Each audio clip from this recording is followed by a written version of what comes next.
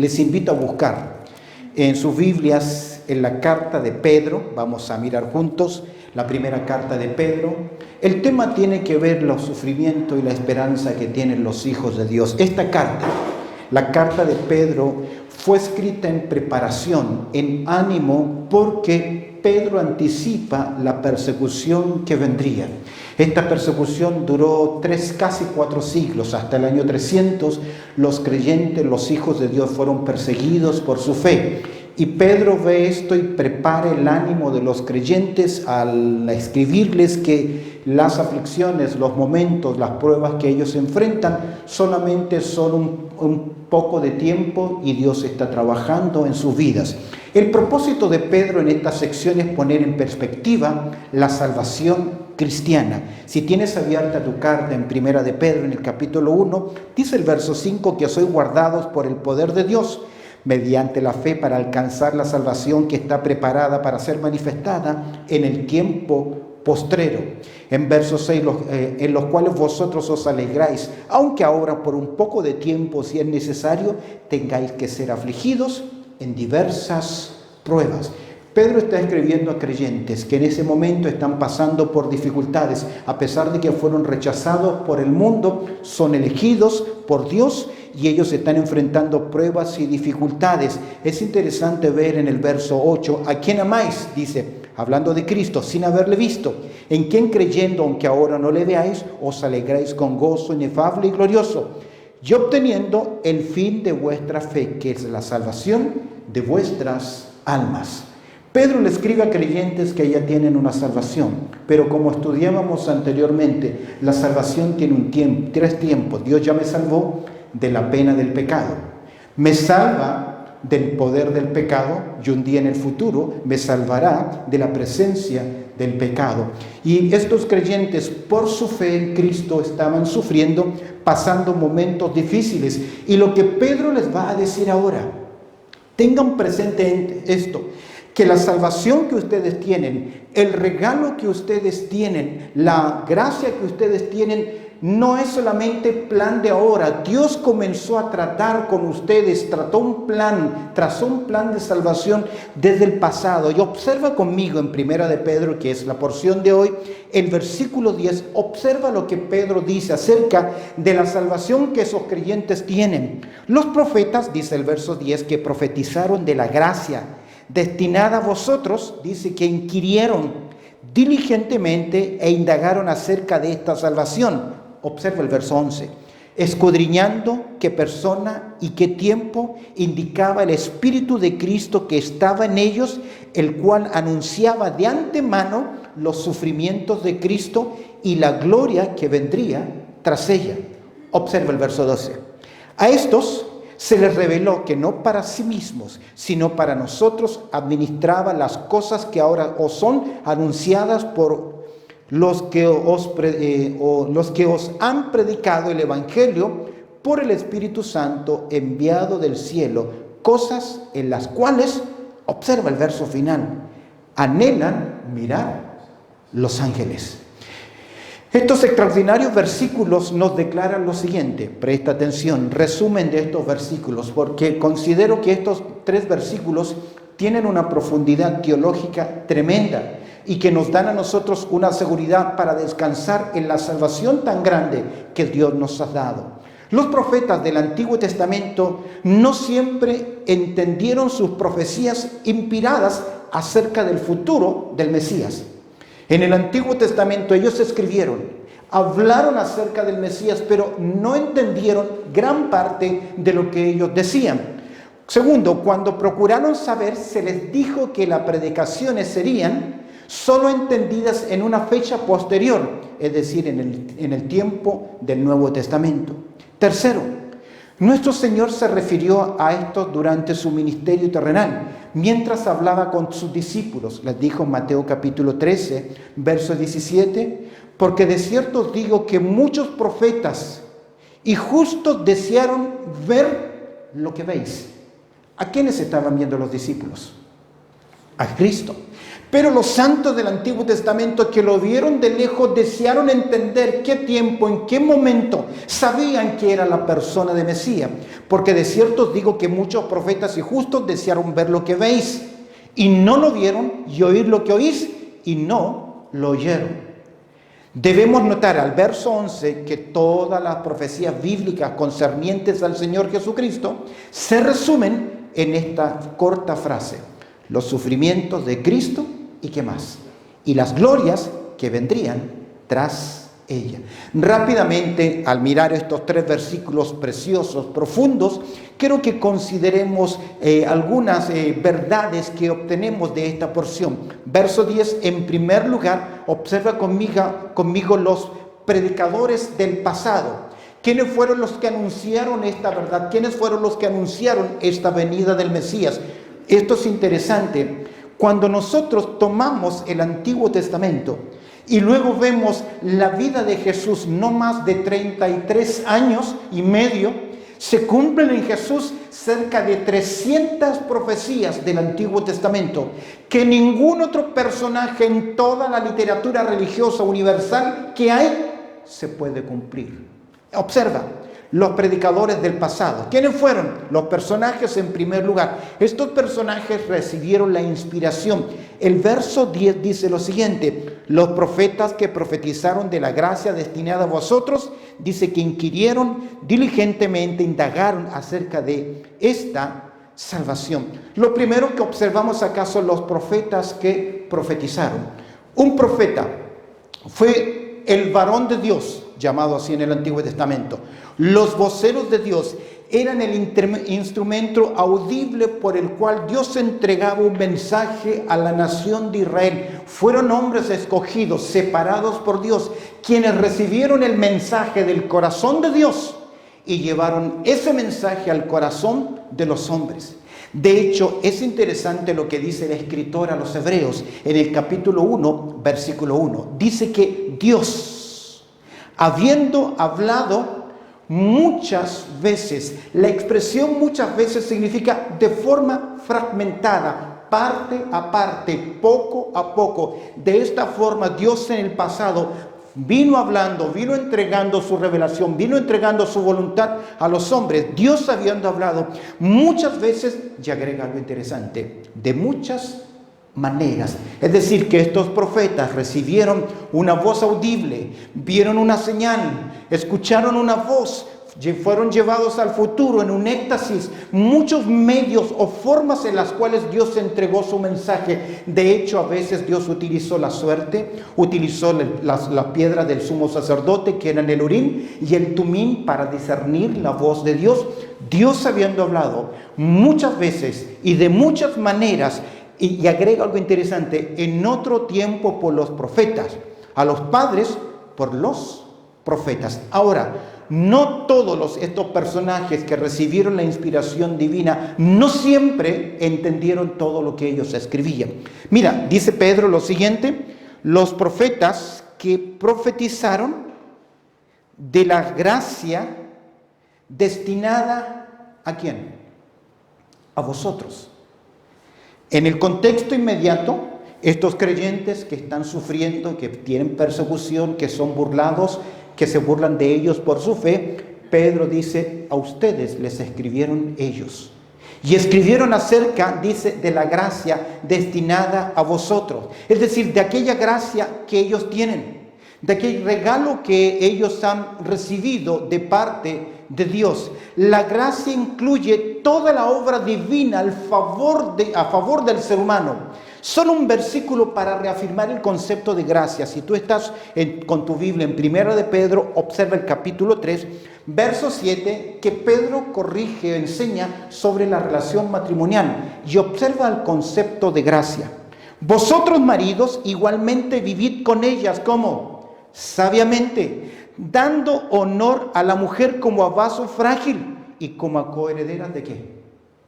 De la gracia, de la vida, para que vuestra oración no tenga estorbo. De la gracia, de la vida que ellos poseían o que ellos tenían. Es interesante, si estás ahí en el capítulo 5, observa el verso 12. Dice capítulo 5, primera de Pedro, verso 12, por conducto de Silvano, a quien tengo por hermano fiel, os escribo brevemente, amonestándoos y testificándoos que esta es, ¿qué cosa? La verdadera gracia de Dios. Y la pregunta es, ¿qué es la gracia de Dios? Es el regalo que el hombre recibe y que no merece por obra del Espíritu Santo, por la obra consumada de Cristo en la cruz y la aplicación del Espíritu Santo en nuestras vidas. De hecho, Pablo en Romanos capítulo 5 nos agrega en esa gracia en la cual estamos firmes. ¿Ves? En primer lugar observamos los predicadores del pasado, los personajes. ¿Quiénes fueron? Bajo la inspiración divina, profetas que recibieron la voz de Dios. ¿Qué hicieron ellos? Anunciaron, hablaron acerca de la gracia que estos creyentes, a pesar de que están en persecución, disfrutan. Observa el proceder. ¿Qué hicieron ellos cuando recibieron esta revelación? ¿Qué hicieron ellos cuando recibieron este mensaje de parte de Dios? Dos palabritas que pareciera que son sinónimos. Inquirieron.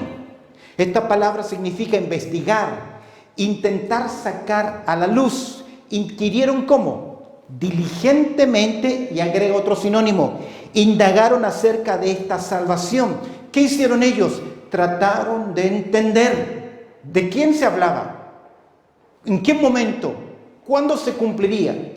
Y aquí hay un dato interesante. En Deuteronomio, capítulo 29, verso 29, Dios nos dice a nosotros lo siguiente: las cosas secretas pertenecen a Jehová nuestro Dios, mas las reveladas son para nosotros, para nuestros hijos, para siempre, para que cumplamos todas las palabras de esta ley. En cierta forma, Dios no nos ha dicho todo lo que necesitamos conocer o saber, pero se ha encargado de darnos a conocer lo suficiente para saber quién es su persona, cuál es su propósito, cuál es su plan, cuál será nuestro paradero, nuestro destino final. Pero muchas veces estos hombres de Dios no lograron. Ellos escribían por inspiración, recibían un mensaje revelado, pero no siempre ellos se entendieron. Y aquí hay algo importante.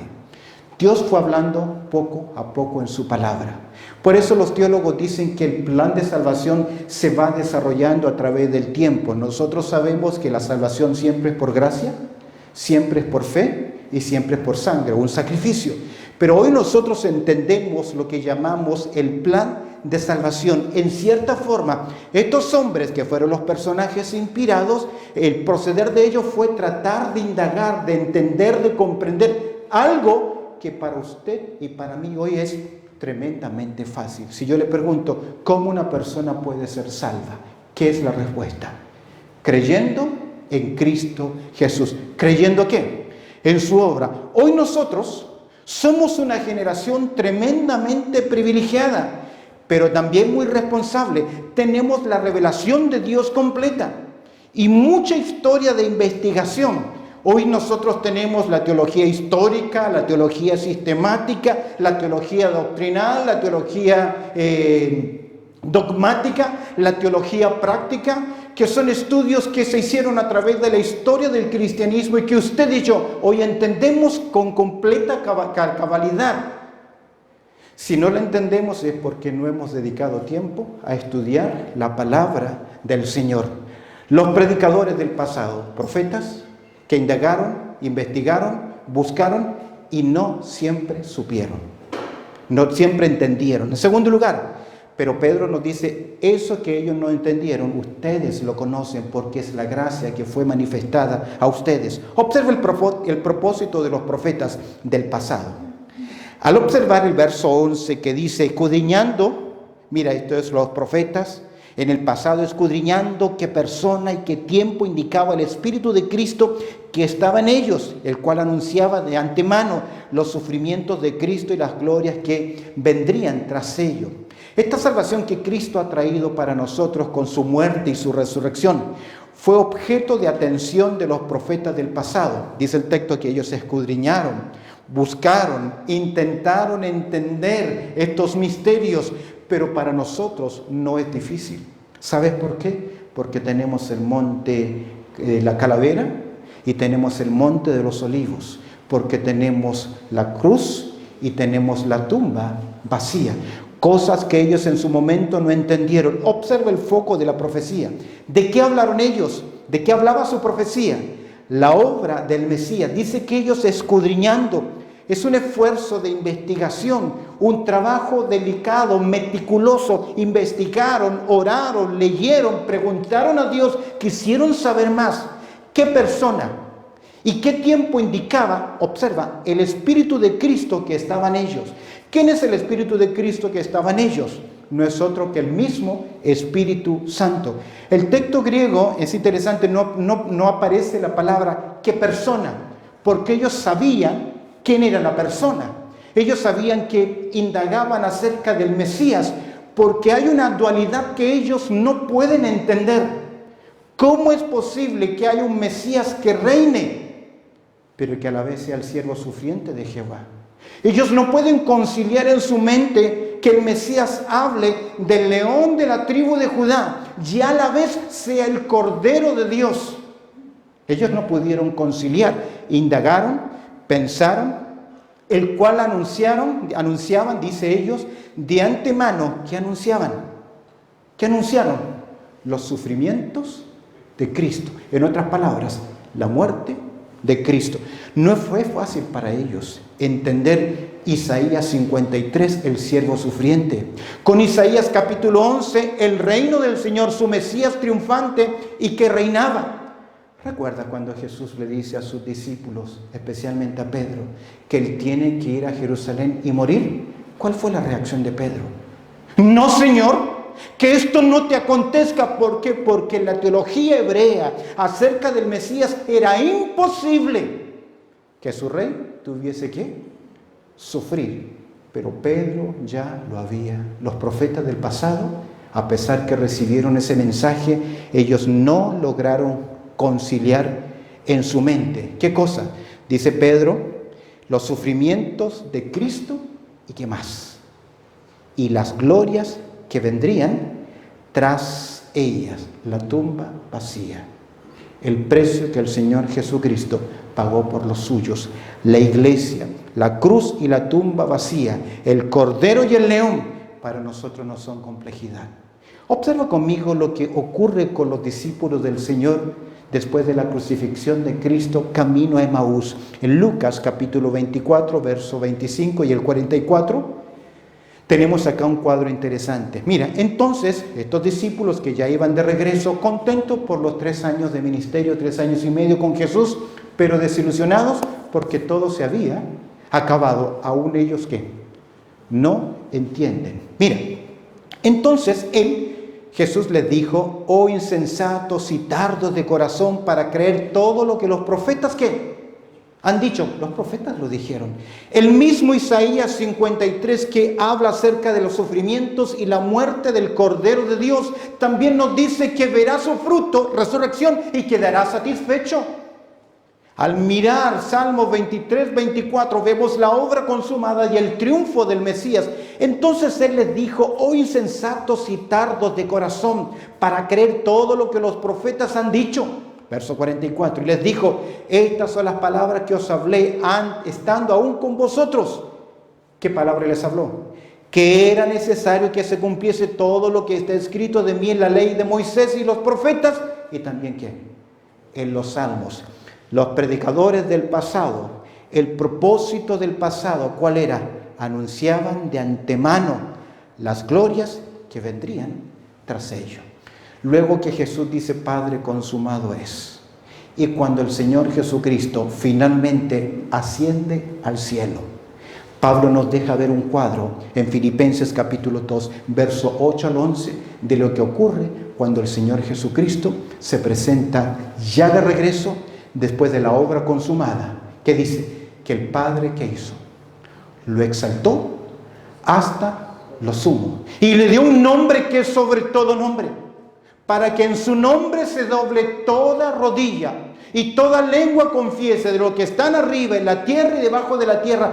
Todos confiesen, ¿qué cosa? Que Jesucristo es el Señor, Rey de reyes, Señor de señores. Pero los profetas del pasado no lograban entenderlo. Observa, el propósito de los profetas fue el foco de la profecía, Cristo Jesús, la fuente de la profecía. ¿Por qué escribieron ellos? ¿Por qué lo hicieron? El Espíritu de Cristo que estaba en ellos. ¿Quién anunciaba? ¿Quién era? Obviamente es el Espíritu Santo. De hecho, Pablo en Romanos capítulo 8, verso 9 dice: mas vosotros no vivís según la carne, sino según el Espíritu. Y si es que el Espíritu de Dios mora en vosotros, y agrega, y si alguno no tiene el Espíritu de Cristo, no es de él. El Espíritu de Cristo es el mismo Espíritu Santo, es el mismo Consolador, es el mismo Paracleto, es el mismo Espíritu Eterno. El Espíritu Santo, la tercera persona de la Trinidad, no recibe un nombre propio, solamente recibe adjetivos que lo califican. Es por eso que la Biblia habla de los 7 espíritus. Y no es que hay 7, es porque 7 es la perfección. Ese espíritu fue el que les guió a ellos. De hecho, en 1 de Pedro, en el capítulo 1, verso 21, dice que los profetas no hablaron por su propia cuenta, sino que fueron guiados por el Espíritu Santo. Los profetas del Antiguo Testamento, las predicciones del pasado, el propósito de los profetas. Quiero que observes al mirar el verso 12, la proyección del mensaje de los profetas.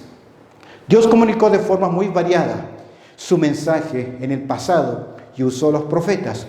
Hoy usa su palabra, como dice Pedro, la palabra profética más segura. Observa conmigo el verso 12. Dice: y a estos se les reveló que no para sí mismos, sino para nosotros administraba las cosas que ahora os son anunciadas por los que os han predicado el Evangelio por el Espíritu Santo enviado del cielo. Mira, hemos visto los predicadores del pasado, el propósito de los profetas. Observa la proyección del mensaje.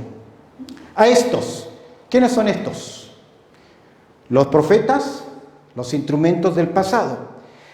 ¿Qué pasó con ellos? Se les reveló que no para sí mismo, es decir, que en un momento se les dijeron, porque ellos indagaron, preguntaron, buscaron, ¿quién es? ¿Cuándo será? ¿Cómo será? Dios les dijo, no les toca a ustedes saber, las cosas secretas pertenecen a Dios. Se les reveló que no para sí mismo, sino para quién. ¿Para quiénes escribieron ellos? Para nosotros. En cierta forma, ellos son servidores nuestros. Lo hicieron para nosotros. Se les reveló que no para sí mismos, sino para nosotros. ¿Qué dice el texto? Administraba las cosas que ahora os son anunciadas. El término administrar acá es diaconía. En otras palabras, ellos fueron siervos. ¿Recuerdas en Marcos capítulo 10, verso 45, que Jesús dijo, yo no he venido para ser servido, sino para servir? Diáconos. Diacuo, esa palabra significa aquel mayordomo, aquel mozo que viene para atender una necesidad. En cierta forma, ellos, sin conocernos, sin saber, fueron instrumentos de Dios y estuvieron dispuestos para servirnos, recibiendo ese mensaje y compartiéndolo con nosotros. Las cosas que ahora os son anunciadas por los que os han predicado el Evangelio. Es decir, que la predicación del Evangelio es un mensaje que viene en el tiempo revelado y profético. Lo anunciaron los profetas del pasado. Lo predicó Juan Bautista, lo predicó Jesucristo, lo predicaron los apóstoles y ellos recibieron, esta generación recibió el mensaje mediante los apóstoles. ¿Qué mensaje? El de la gracia de Dios. ¿Y en qué consiste el Evangelio? Que Cristo murió conforme a qué? A las Escrituras. Que fue sepultado conforme a qué? A las Escrituras, y que resucitó al tercer día conforme a las Escrituras. Las cosas que ahora os son anunciadas por los que han predicado el Evangelio por el Espíritu Santo. En otras palabras, bajo su dirección, bajo su poder. Ellos predicaron un mensaje poderoso. ¿Por qué su mensaje era poderoso? Porque provenía ¿de dónde? De la palabra de Dios. Hoy muy místicamente se pregunta, hay que predicar en el Espíritu. Y pareciera que predicar en el Espíritu es gritar, saltar, conmover a las personas. No, mis queridos. Predicar en el Espíritu es entender lo que Dios quiso decir en el pasado y cómo esa verdad nos afecta a nosotros en el presente. Un mensaje poderoso que conducía a Cristo Jesús por el Espíritu Santo. ¿Y qué agrega el texto? Enviado del cielo. Jesús lo prometió. ¿Qué dijo Jesús en Juan capítulo 14? ¿Qué dice el verso 16 y 17? Y yo rogaré al Padre y os dará otro consolador para que esté con vosotros. ¿Por cuánto tiempo? Para siempre. El Espíritu de verdad, el cual el mundo no puede recibir porque no le ve ni le conoce, pero vosotros le conocéis porque mora con vosotros y estará en vosotros. Juan dice, ya tenemos la unción del Santo. Y no necesitamos que nadie venga a darnos una revelación nueva, porque está dentro de nosotros el propio intérprete e inspirador de las Escrituras. ¿Qué está diciendo Pedro? El mensaje que recibimos no es otra cosa que la obra consumada de Cristo Jesús en la cruz. Recuerda que por medio de Moisés, Juan capítulo 1, verso 17, por medio de Moisés vino la ley, pero por medio de Jesucristo vino ¿qué? La gracia. Y Juan 1, 16 dice, y de su plenitud, de Cristo, tomamos todos ¿qué? Gracia sobre gracia. No siempre entendieron ellos lo que hablaba acerca de la persona de Cristo Jesús. Y muchos judíos, muchos hebreos llegaron a esta conclusión. ¿Será que hay dos Mesías? ¿Será que son dos y no uno? ¿Será uno que muere, que es el siervo de Jehová? ¿Y será otro el que reina, el león de la tribu de Judá? Usted y yo no tenemos problema con esa doctrina, con ese pensamiento, porque tenemos una cruz y tenemos una tumba vacía. Y sabemos que un día Él será Rey de reyes y Señor de señores. Pero aquí hay algo muy importante. Debemos entender que toda la palabra de Dios gira en torno a ¿quién? A Cristo Jesús. Él es el centro de las Escrituras. No puede haber ningún mensaje, no puede haber un sermón, no importa el tópico que sea, futuros, hogar, enseñanza de los hijos, no importa el tópico que el predicador tenga, siempre debe llevarnos a la cruz de Cristo, siempre debe llevarnos al personaje central. ¿Por qué? Porque Él es el centro del universo y Él es el centro de la revelación. De hecho, ¿cuántos libros tenemos en el Antiguo Testamento? 39. Los 39 libros del Antiguo Testamento. El Antiguo Testamento solamente es ¿qué cosa? La preparación de la venida del Redentor. Todo lo que los profetas dijeron, a pesar de que ellos no comprendieron, se cumple en la persona de Cristo Jesús. 39 libros, profecías. Hoy iba a traer, pero no lo hice porque iba a extender demasiado el sermón. Como en los 39 libros del Antiguo Testamento tú puedes ver a Cristo Jesús. Porque en Génesis Él es el Cordero, Él es la obra del Señor, Él es el arca de Noé representado, ahí Él está. En Éxodo Él es el Cordero, el día de la expiación, el centro de los sacrificios. A través de las Escrituras podemos ver a Cristo Jesús. ¿Y el Antiguo Testamento qué es? Solamente la preparación. Viene. ¿Recuerdas que Juan el Bautista, cuando está en la cárcel, manda a preguntar a Jesús, ¿eres tú el que ha de venir? Porque esa es una expresión mesiánica. Es por eso que Apocalipsis capítulo 1, verso 7 dice, he aquí que Él viene. ¿Quién viene? El Mesías. El Antiguo Testamento, los Evangelios, Mateo, Marcos, Lucas y Juan, sencillamente son la manifestación de la vida del Redentor. En otras palabras, se cumplió. ¿Quiénes fueron los voceros principales de anunciar ese momento? Los ángeles. Los ángeles anunciaron y los ángeles recibieron a Jesucristo arriba en gloria. Los evangelios son la manifestación de la vida del Redentor. Ningún evangelio es exhaustivo. Y básicamente se concentran parte de la niñez y desde los 33 años en el ministerio público de Jesús. Con énfasis en su última semana, que es la gran parte de los 4 evangelios, mientras que los hechos de los apóstoles o los hechos del Espíritu Santo sencillamente es que estos discípulos de Cristo que le creyeron, que confiaron en Él, fueron comisionados para llevar el mensaje del resucitado. Y me seréis testigos. Y ellos en 35 años, 28 capítulos, cumplieron lo que el Señor les pidió a ellos. Ahora, el Antiguo Testamento solo es preparación. Los evangelios la manifestación. Los hechos es la propagación. Las epístolas son la explicación de la obra del Redentor. Es en las epístolas, desde Romano hasta Judas, que se nos explica qué fue lo que Cristo hizo en la cruz, para llegar finalmente al libro de Apocalipsis, que no es otra cosa que la consumación de la obra del Redentor. Todo lo que fue dicho se cumplirá en el tiempo. Es por eso que en Juan capítulo 5, verso 39, Jesucristo dice: ellas, acerca de las Escrituras, ¿qué hacen? Dan testimonio de mí.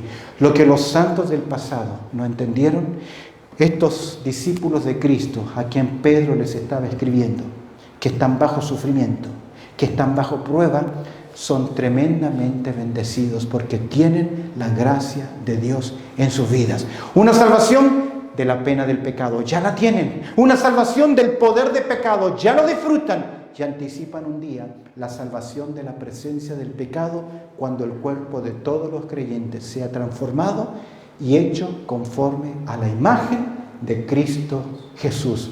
Pero notas que habla sobre los sufrimientos de Cristo para identificarles que estos hermanos también estaban sufriendo. Terminemos. Hemos visto a los predicadores del pasado, el propósito de los profetas del pasado, la proyección del mensaje de los profetas. Observa conmigo algo muy interesante. En cuarto lugar, parte final del verso 12, Pedro viene hablando de la gracia que fue anunciada, que fue profetizada, que fue predicada, que fue creída, que es recibida. Mira la pedagogía de los ángeles. Dice el verso 12, cosas en las cuales anhelan mirar los ángeles. La pedagogía de los ángeles, cosas en las cuales anhelan mirar los ángeles. El término anhelar tiene la idea de prestarle mucho interés. En otras palabras, es un deseo profundo. En griego, la palabra anhelar es la conocida palabra conscupiscencia, que son deseos profundos. Cuando yo cedo a los deseos pecaminosos, esa concupiscencia se vuelve pecado en mi vida. Pero aquí es que los ángeles observan. De hecho, los ángeles conocen el plan del Señor. Lo que no conocen son los tiempos, el día y la hora. Ellos no lo saben. Ellos fueron los que anunciaron a los hombres que os ha nacido hoy, ¿dónde? En la ciudad de David. ¿Quién? Un Salvador, que es Cristo el Señor. No fueron los mismos ángeles que le dijeron a los hombres: ¿por qué buscáis entre los muertos al que vive? Él no está aquí, ha resucitado. A pesar de que ellos dieron grandes mensajes, en el día de hoy ellos solamente son observadores, cosas en las cuales anhelan ¿qué? Mirar los ángeles. El término mirar significa ponerse de rodillas, en cuclillas, para observar. ¿Te has fijado que cuando uno quiere mirar algo, buscar algo, se agacha? A veces se quita las gafas, sus lentes, para mirar con mayor atención y concentración. Los ángeles hoy no tienen el privilegio de llevar el mensaje de la gracia de Dios. Y cuando ellos observan que un hombre, que una mujer se convierte, ellos se admiran de la gracia de Dios. ¿Sabes por qué? Porque cuando los ángeles pecaron, Dios separó los ángeles de Dios y los ángeles de Satanás. Y el escritor a los Hebreos dice que no hay remisión o salvación para ellos. No hay opción alguna. Ninguno que está en el mando de Satanás puede arrepentirse en el futuro y convertirse en un ángel bueno. No existe esa posibilidad. ¿Sabes por qué? Porque no tienen un pariente redentor. Ellos observan. ¿Qué observan? La predicación del Evangelio, la propagación del Evangelio, los cambios, el testimonio de los creyentes. Es por esa razón que en Lucas capítulo 15, versos 7 y 10, Jesús dijo lo siguiente. Lucas capítulo 15, os digo que así habrá más gozo en el cielo por un pecador que se arrepiente que por 99 justos que no necesitan de arrepentimiento. ¿Qué ocurre cuando alguien dice, sí, yo recibo a Cristo como mi Salvador personal? ¿Qué pasa en los cielos? Es como celebrar un gol de Messi. Es como celebrar el gol de tu selección. Gozo, salto y alegría. Observa el verso siguiente, verso 10. Así os digo que hay gozo delante de los ángeles de Dios por un pecador que se arrepiente. Para los ángeles de Dios, el gozo de Dios es su propio gozo.